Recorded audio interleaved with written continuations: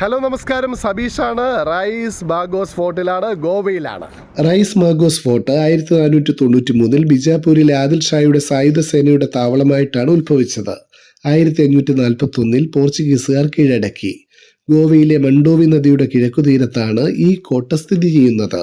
Portuguese ഗോപുരങ്ങൾ പതിച്ച ഉറപ്പുള്ള ലാട്രൈസ് മതിലുകൾ ഈ കോട്ടയ്ക്ക് ചുറ്റുമുണ്ട്. 1707 പുനർനിർമ്മിക്കപ്പെട്ടു. ലിസ്ബണിൽ നിന്നെത്തിയ വൈസ്രോയിമാർ ഇവിടെ താമസിച്ചിരുന്നു. ഈ കോട്ടയിൽ 33 പീരങ്കികളും ചെറിയ പട്ടാളത്തിനാവശ്യമായ സ്ഥല സൗകര്യങ്ങളുമുണ്ട്.